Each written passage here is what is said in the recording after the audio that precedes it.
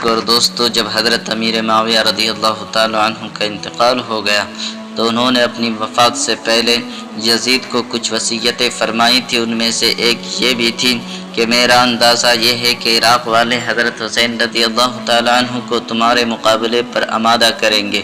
اگر ایسا ہوا اور تم مقابلے میں کامیاب ہو جاؤ تو ان سے درگزر کرنا، ان کی قرابت رسول اللہ صلی اللہ علیہ وسلم کا پورا احترام کرنا، ان کا سب مسلمانوں پر بڑا حق ہے۔ یزید نے تخت خلافت پر آتے ہی والی مدینہ ولید بن عتبہ بن ابی سفیان کو خط لکھا کہ حضرت حسین اور عبداللہ ابن عمر، عبداللہ ابن زبیر رضی اللہ تعالیٰ عنہم کو بیعت خلافت پر مجبور کرے اور ان کو اس معاملے میں مہلت نہ دیں۔ ولید کے پاس جب یہ خط پہنچا تو وہ فکر میں پڑ گیا کہ اس حکم کی تعمیل کس طرح سے کرے۔ چنانچہ اس نے مروان بن حکم جو اس سے پہلے والی مدینہ رہ چکا تھا اس کو مشورے کے لیے بلایا۔ اس نے مشورہ دیا کہ ابھی تک حضرت امیر معاویہ رضی اللہ تعالیٰ عنہ کی وفات کی خبر مدینہ میں شائع نہیں ہوئی ہے، مدینہ میں پھیلی نہیں ہے۔ مناسب یہ ہے کہ فوراً ان لوگوں کو بلایا جائے۔ اگر وہ یزید کے لیے بیعت خلافت کر لے تو مقصد حاصل ہے، ورنہ سب کو وہیں پر قتل کر دیا جائے۔ ولید نے اس وقت ایک قاصد کو ان دونوں کو یعنی حضرت حسین رضی اللہ تعالیٰ عنہ اور عبداللہ ابن زبیر رضی اللہ تعالیٰ عنہ کو بلانے کے لیے بھیجا تو اس قاصد نے ان دونوں کو مسجد میں پایا اور امیر مدینہ کا حکم سنا دیا۔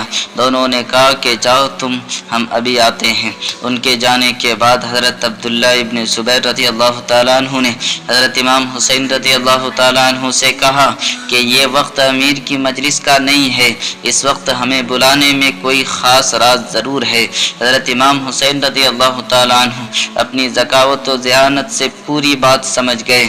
فرمایا کہ ایسا معلوم ہوتا ہے کہ معاویہ رضی اللہ تعالیٰ عنہ کا انتقال ہو گیا ہے۔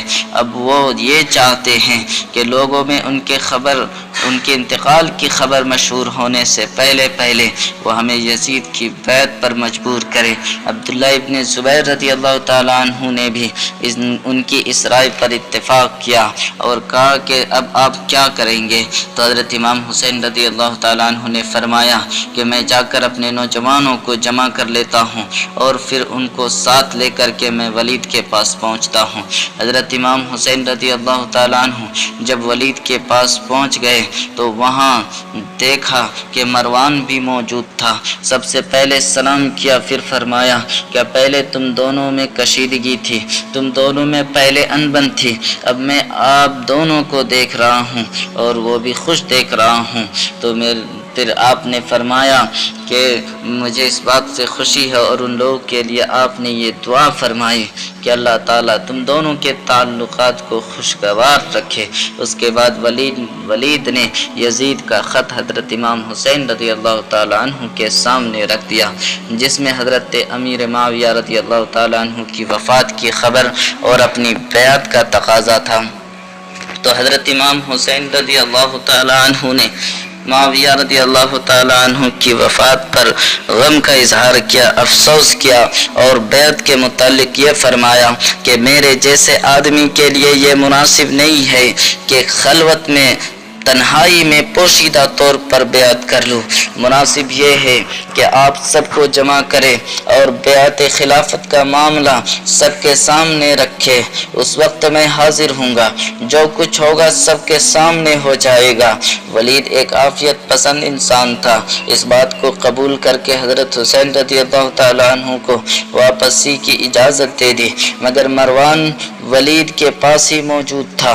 اس نے سامنے ہی کہا اگر حسین اس وقت تمہارے ہاتھ سے نکل گئے تو پھر کبھی تمہیں ان پر قدرت حاصل نہ ہو سکے گی۔ میرا خیال یہ ہے کہ ان کو روک لیا جائے اور جب تک بیعت نہ لے لی جائے جانے نہ دے، ورنہ قتل کرتے۔ حضرت امام حسین رضی اللہ تعالیٰ عنہ نے مروان کو سخت جواب دیا، تو کون ہوتا ہے جو ہمیں قتل کرائے؟ یہ کہہ کر کے نکل گئے۔ مروان نے ولید کو ملامت کیا کہ تم نے موقع ضائع کر دیا۔ ولید نے کہا کہ خدا کی قسم مجھے ساری دنیا کی سلطنت اور دولت بھی اس بات کے بدلے میں دی جائے کہ میں حسین کو قتل کروں تو میں اس کے لیے تیار نہیں۔ قیامت کے دن حضرت امام حسین رضی اللہ تعالیٰ عنہ کے خون کا مطالبہ جن کی گردن پر ہو وہ نجات نہیں پا سکتا۔ میرے دوستو، اس کے بعد کیا ہوا کہ حضرت امام حسین رضی اللہ تعالیٰ عنہ